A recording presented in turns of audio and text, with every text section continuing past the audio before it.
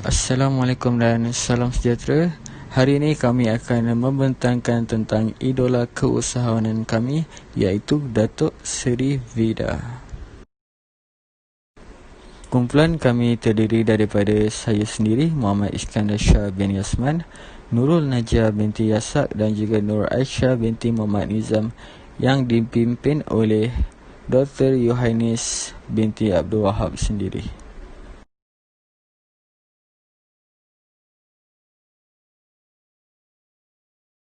Okey, terlebih dahulu saya akan menerangkan tentang biodata Datuk Seri Vida. Nama penuh beliau adalah Datuk Seri Dr. Hajah Hasmiza binti Osman. Beliau berasal daripada Machang, Kelantan. Tarikh lahir beliau adalah pada 24 Oktober 1971. Beliau mempunyai pendidikan ijazah sarjana muda kesusastraan Melayu dan sejarah dalam pendidikan dan perniagaan di Universiti Malaysia Pulau Pinang. Beliau juga pernah melanjutkan pengajian di peringkat PhD dalam bidang biologi di Universiti Charles Molna, Hungary. Kerjaya beliau sekarang adalah sebagai usahawan produk kecantikan dan kesihatan. Beliau mempunyai 4 orang anak, iaitu Edi Zuhdi, Edi Zikri, Nur Edlin Zamilin dan Eric Zakwan. Walau bagaimanapun, 2 daripada anaknya telah terkorban semasa kebakaran rumah beliau pada tahun 2003. Ciri-ciri keusahawanan yang terdapat pada Datuk Seri Vida adalah proaktif. Contohnya, Datuk Seri Vida pada waktu lalunya pernah mengambil upah dengan menjual nasi lemak dengan keuntungan 3%. Beliau juga mula menjual pelbagai barangan seperti kain telekung, batik dan lain-lain kepada pensyarah dan kaki tangan universiti. Manakala, pada cuti semester, beliau bekerja sambilan di restoran segera. Ini semua untuk menampung kos pelajarannya dan meringankan beban ibunya setelah mereka kehilangan tempat bergantung. Pelbagai cara beliau gunakan untuk mendapatkan duit di samping menarik kepercayaan orang ramai untuk membeli barangan beliau. Selain itu, mempunyai maklumat dan wawasan.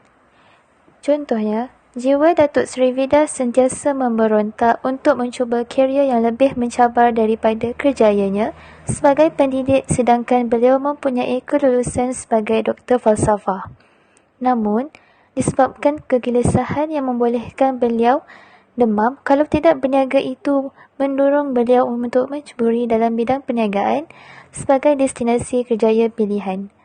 Beliau bermula dengan membuat pelbagai produk kecantikan bagi memenuhi keperluan pelanggan di salon bagi rawatan wajah. Setelah beberapa lama, gelombang produk kecantikan dari luar mendapat permintaan tinggi menyebabkan beliau berani untuk menghasilkan produk kecantikan sendiri secara kecil-kecilan sehingga sekarang menjadi sangat terkenal. Seterusnya adalah berani mengambil risiko. Datuk Seri Vida melabur 3 juta ringgit untuk menaja anugerah juara lagu ke-29. Dan impaknya, produk beliau Kuputih menjadi fenomena yang sangat luar biasa. Namun, beliau juga tidak dapat lari daripada menjadi kutukan segelintir masyarakat apabila dia dituduh gila glamour dengan mengiklan diri dan produknya secara berlebihan ketika secara langsung AJL 29. Ini adalah risiko yang perlu seorang usahawan harungi dalam bidang perniagaan. Faktor kejayaan Datuk Seri Vida. Antara faktor-faktor kejayaan adalah dengan sikap yang kreatif dan inovatif. Contohnya dengan mencipta sebuah slogan yang merupakan salah satu strategi perniagaannya di mana hampir keseluruhan masyarakat mengenali tagline-nya itu, iaitu ku putih, barulah putih. Dan juga menggunakan radio dan televisyen sebagai sebuah medium untuk mempromosikan produk-produknya kepada orang ramai.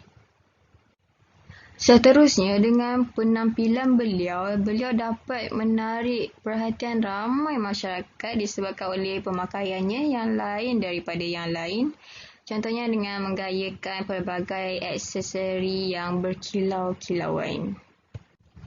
Dan juga beliau bermula dari bawah di mana beliau belajar berniaga seawal umur 9 tahun dan melakukan pelbagai jenis pekerjaan untuk menimba ilmu dalam bidang perniagaan.